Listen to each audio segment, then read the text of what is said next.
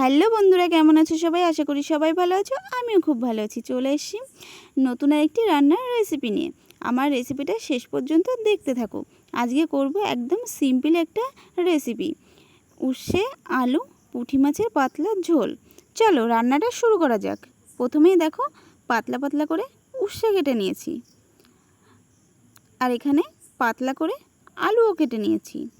উচ্ছে আলুটা পাতলা করে কাটলেই বেশি ভালো লাগে। এখানে পুঁটি মাছ কেটে ধুয়ে পরিষ্কার করে নিয়েছি।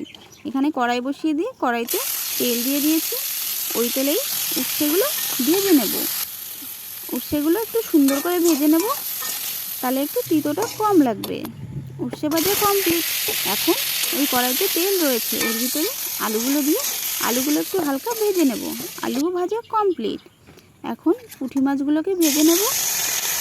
দেখো পুঁটি মাছগুলো সুন্দর করে ভেজে নিয়েছি। পুঁটি মাছ ভাজাও কমপ্লিট। এখন নামিয়ে নেব। পুঁটি মাছ নামিয়ে নিয়েছি। ওই কড়াইতে ভেজে রাখা উচ্ছে আলুটাকে ঢেলে দেবো, দিয়ে একটু নেড়ে চেড়ে পরিমাণ মতো জল দিয়ে দেব। জল দিয়ে এখন হলুদ লবণ দিয়ে দেব, দিয়ে ঢাকা দিয়ে রাখবো। 10 মিনিট মতো ঢাকা দিয়ে রেখেছি। এরপরে ঢাকনা খুলে আলু উচ্ছেগুলো আমার গলে গেছে। এখন দিয়ে দেবো ভেজে রাখা মাছগুলো, একটু নেড়ে চেড়ে নেব।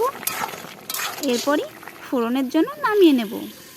ফোড়নের জন্য নামিয়ে নিয়েছি। কড়াই বসিয়ে দিয়ে ফোড়নে কিছুই দেবো না, একদম সিম্পল সর্ষে আর লঙ্কা দেবো, শুকনো লঙ্কা। তরকারিটাকে ঢেলে দিয়েছি। উচ্ছে আলু পুঁটি মাছের তরকারি আমার একদম রেডি। দেখো বন্ধুরা, নামিয়ে নিয়েছি।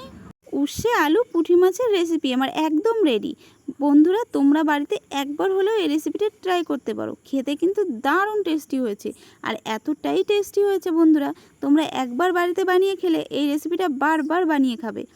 আর আমার ভিডিওটা ভালো লেগে থাকলে like comment share and subscribe করে দিও। দেখা হচ্ছে অন্য কোনো সুন্দর একটি ভিডিও। বন্ধুরা, তোমরা আমার ভিডিও দেখছো কিন্তু কেউ সাবস্ক্রাইব করছো না, প্লিজ সবাই একটু সাবস্ক্রাইব করে দিও। বাই।